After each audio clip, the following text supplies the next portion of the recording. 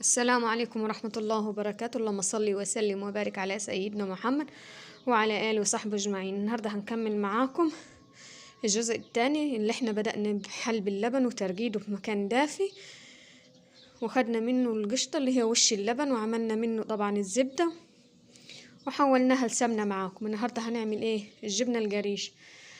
هنشيل وش اللبن زي ما انتوا شايفين هنركنه على جنب.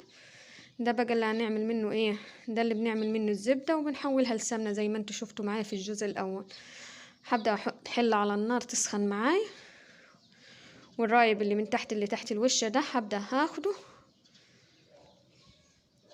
هاخده معاكم واحطه في الحلة على النار. اول ما تسخن الحلة على طول هبدأ اشيله واحطه في النار عشان نساوي الرايب ده، نسويه ما نخليهوش مش اكتر من 10 دقايق عشان ما يكركتش معانا يا جماعة. يعني يا دوبك 10 دقايق، ونقلب بايدنا. يعني طبعا هنقلبه ونسيبه 10 دقايق على النار ونسيبه يبرد. بعد ما يستوي هنرجع لكم اهو. بعد ما استوى معايا وسبته حوالي ساعة برد كده، وفصل الميس اللي هو الشرش اللي هو فيه ده عن الرايب اللي احنا سويناه. اهم حاجة ما نسويهوش قوي، ما يستويش مننا قوي، يعني ما ننسوهوش على النار ونرجع نلقوه مكركت، وطبعا مش هيبقى الجبنة بتاعته حلوة ولا حاجة. هنبدأ اهو بوريكم بنقولكم يبقى ناعم كده، ما يبقاش خشن اللي هو مروب مكركت زي ما بيقولوا مكركت كده. لو كركت مننا الرايب مش الجبنة بتاعته مش بتبقى حلوة ولا ناعم. وهنبدأ زي ما انتوا شايفين اللي جنبي دي القفاصة اهو. ده قفص، في ناس بتقول عليه سبت، في ناس بتقول عليه مجور، زي ما يكون انتوا كل واحد وما بيقول عليه. ولو عايزة تعملي في حصيرة برضو بيتعمل، ما بيقولش لا، بس احنا بنعمله كده في القفص اللي انتوا شايفينه. هبدأ اعبيه في القفص، اخد بيدي كده او لو بمصفاية تصفي وتحطي في القفص، يعني زي ما يكون بالطريقة اللي انت تحبيه.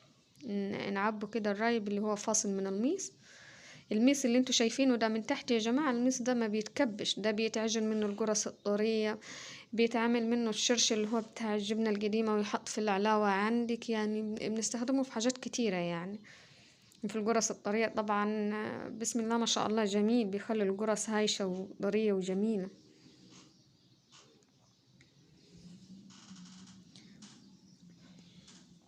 بعد ما هعبيه في القفاصة بالشكل ده هسيبه معايا عذرا، هسيبه معايا لتاني يوم. تاني يوم معايا بالشكل ده بحطه في الصينية بالشكل ده، وبكب الميس. كل ما الاقي الميس نزل في الصينية وتعبي السوائل بفضيها عشان ما يقرش في الماجور تاني وما اعرفش اقلبه تاني يوم. لما يتصفى تاني يوم ويتصفى معايا هنلاقيه هرجع لكم تاني يوم الظهر ان شاء الله ونعمل ونفضيهم من القفص اللي هم فيه. انا بقول لكم تسووه كده وتدوسوا عليه وينزل الميس اللي هو فيه. اهم حاجة نفضي السوائل اللي هي بتتكون فين في الصينية دي.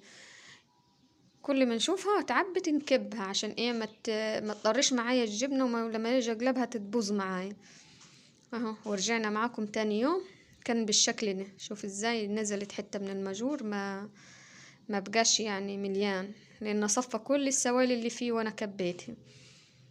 وهبدأ اقلب معاكم. هعمل التتبيلة او الخلطة اللي انا بتبل بيها، يعني الملح، وبحط معلقتين 3 شطة. الشطة دي على حسب الرغبة، لو مش عايزة تحطي شطة خالص ما تحطيش، براحتك يعني. اللي ما بيحبش الشطة ما يحطش، بس هي الشطة حلوة، وخصوصا للناس اللي هي عايزة تعملها جبنة قديمة تتقلها وتعملها جبنة قديمة. انا هعمل الاتنين معاكم دلوقتي. يعني هوريلكم ازاي بحيق اللي انا بحطها في التلاجة اهي. هبدأ اعمل هعمل 2 احطهم في التلاجة كل منهم. يعني دي واحدة معاكم. هتبل تتبيل خفيف خالص، يعني ملح خفيف خالص، ما كترش عشان ما تبقاش ملحة علينا لما نجي ناكلهم.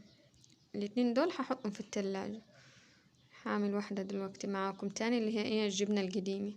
الجبنة القديمة دي تقليلها كتير، تحب الملح الكتير تدوسي على الجبنة لغاية ما تشربيها ملحة وشطة كويس. عشان ما تدوتش يا جماعة مننا في العلاوة اللي احنا بنرمي فيها الجبنة القديمة. لازم يكون ملحها غزير جدا، وشطة طبعا لازم يكون شطة، عشان ايه؟ لو عايزة تخففي شطة تقلي شطة، ده على حسب الرغبة. بس الشطة في الجبنة القديمة جميلة جدا، بتحافظ عليها ما تخليهاش يبقى فيها حشرات ولا اي حاجة فيها، بتحافظ على الجبنة. هذا كده بتقلي لكم ايه، دي الجبنة القديمة. دي بتتعمل كده، بتتقل يعني، بتبقى جامدة قوي الملح فيها والشطة، وبتتحط في مصفاية تتصفى طبعا. زي ما انتوا عارفين، لو حابين اعمل لكم فيديو عن الجبنة القديمة، الجبنة يعني اعملها ازاي، احولها لجبنة قديمة وانشفها وارميها في العلاوة والشرش بتاعها، اكتبولي في الكومنتات وانا اعمل لكم. دي بقول لكم اهي، دي الجبنة اللي انا هحطها فين، في التلاجة. ويا ريت لو عجبكم الفيديو واستفدتوا منه حتى لو 1%، تعملوا لي لايك واشتراك.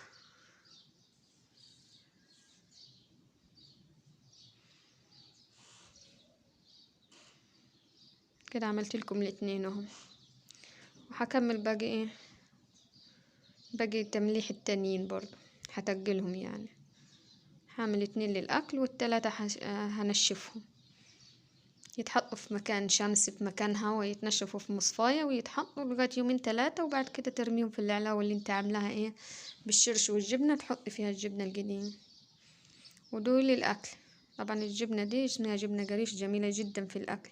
نقولكم ما تنسوش اللايك يا جماعة، حتى لو استفدتوا 1%، تعملوا اللايك واشتراك فضلا وليس أمرا.